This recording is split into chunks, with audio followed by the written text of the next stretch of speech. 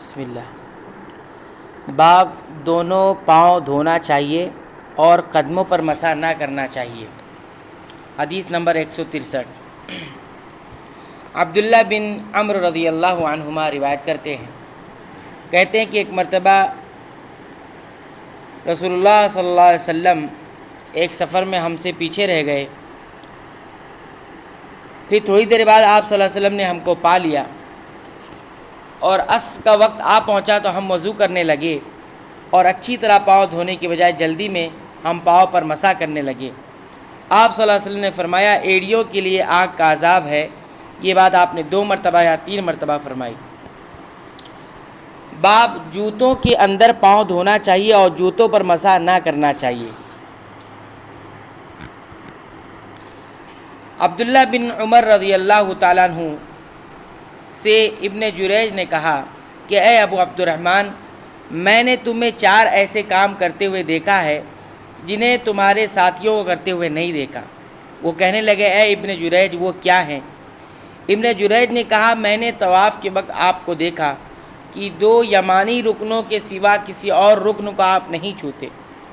دوسرے، میں نے آپ کو بستی جوتے پہنتے ہوئے دیکھا، اور تیسرے، میں نے دیکھا کہ آپ زرد رنگ استعمال کرتے ہو، اور چوتھی بات میں نے یہ دیکھی کہ جب آپ مکہ میں تھے لوگ ذی الحجہ کا چاند دیکھ کر لبیک پکارنے لگتے ہیں اور حج کا احرام باندھ لیتے ہیں، اور آپ 8ویں تاریخ تک احرام نہیں باندھتے۔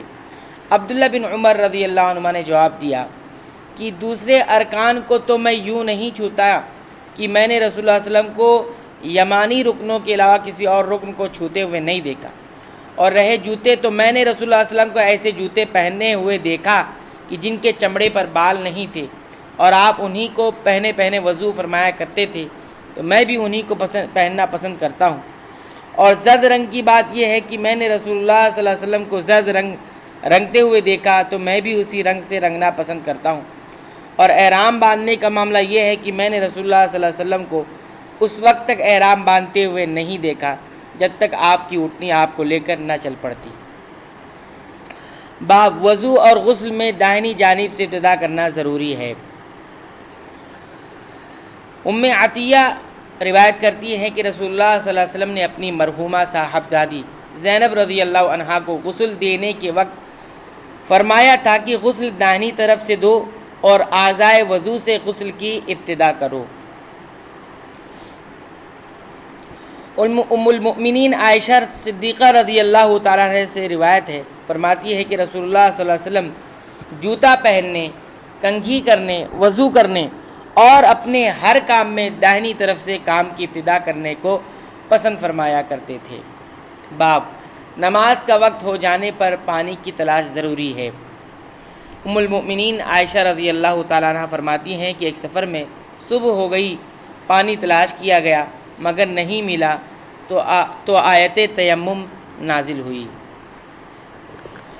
انس بن مالک رضی اللہ تعالیٰ عنہ روایت کرتے ہیں، فرماتے ہیں کہ میں نے رسول اللہ صلی اللہ علیہ وسلم کو دیکھا کہ نماز عصر کا وقت آ گیا، لوگوں نے پانی تلاش کیا، جب انہیں پانی نہ ملا تو رسول اللہ صلی اللہ علیہ وسلم کے پاس ایک برتن میں وضو کے لیے پانی لایا گیا۔ رسول اللہ صلی اللہ علیہ وسلم نے اس میں اپنا ہاتھ ڈال دیا اور لوگوں کو حکم دیا کہ اسی برتن سے وضو کریں۔ انس رضی اللہ عنہ کہتے ہیں کہ میں نے دیکھا کہ آپ کی انگلیوں کے نیچے سے پانی چشمے کی طرح ابل رہا تھا، یہاں تک کہ قافلے کے آخری آدمی نے بھی وضو کر لیا۔ اللہ تعالیٰ سے دعا ہے رب العالمین تو ہمیں سنتوں کا علم حاصل کرنے کی توفیق عنایت فرما اور سنتوں کے مطابق اپنے شب و روز گزارنے کی توفیق عنایت فرما، آمین۔